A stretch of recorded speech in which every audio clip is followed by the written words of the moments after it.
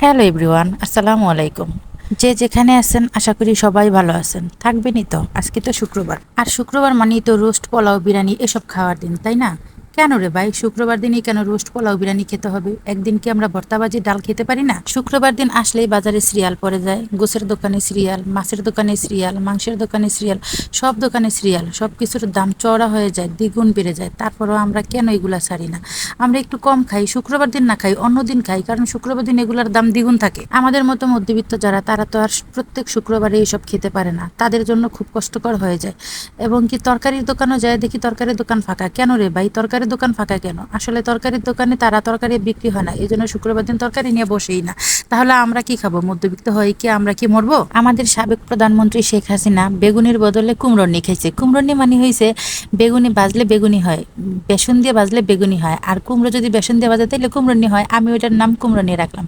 আপনারা কে কি রাখবেন সেটা আমি বলতে পারি না, তবে আমি কুমড়োনি রাখলাম। সে সাশ্রয় করার জন্য বেগুনির বদলে কুমড়োনি খাইছে। তার আমরা কোন লাট বাহাদুর রে ভাই, আমরা প্রত্যেক শুক্রবারে রোস্ট, পোলাও, বিরিয়ানি খেতে হবে?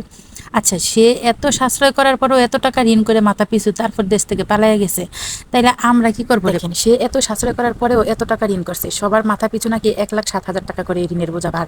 তাহলে সে এত সাশ্রয় করার পরেও যদি এত টাকা ঋণ হয়, তাহলে আমাদের মতো মধ্যবিত্তরা কি করবে রে ভাই? তার মতন বড় লোকই বাপদা খাইতে যায়, অনেকে আছে বড় লোকই বাপদা খাইতে যায় ধার করেও টাকা এনে রোস্ট পোলাও খায়। আচ্ছা, সে ঋণ করে কোটি কোটি টাকা হাতায় নিয়ে পালাইয়া গেছে। ভাই, আমরা সাধারণ পাবলিক, আমরা কোথায় পালাবো? আমরা তো পালাইতে পারবো না।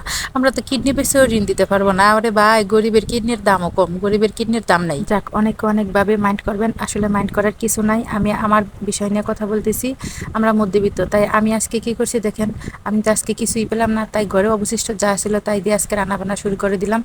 তিন চারটা না, 5-6টা হবে আর কি। 5-6টা কচু ছড়া ছিল আর 2টা কাঁকরোল ছিল, তাই নিয়ে আমি তোড়জোড় আরম্ভ করে দিলাম।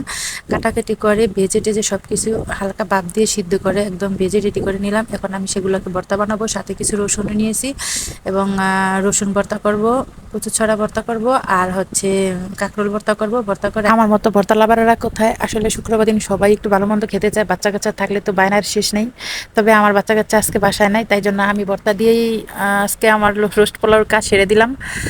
বাচ্চারা থাকলে ভর্তা খাওয়া হয় না, ভর্তা ভাজি সবজি কোনোটাই খাওয়া হয় না, কারণ বাচ্চারা এগুলো পছন্দ করে না। শুক্রবার দিন ছুটির দিন তো সবাই একটু ভালো মন্দ খেতে চায়।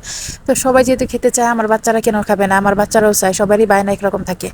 তো আমি কাউকে মেনশন করে কোনো কথা বলতে চাই না, আসলে আমি আমার মনের কথা বললাম। বা এরকম অনেক ফ্যামিলিতেই হয়, মধ্যবিত্ত ফ্যামিলিতে এরকমই হয়, তাই আমি তাদের কথাটা তুলে ধরলাম। আসলে কেউ আমার কথা নিয়ে কোনো মাইন্ড করবেন না বা কোনো খারাপ মন্তব্য করবেন না।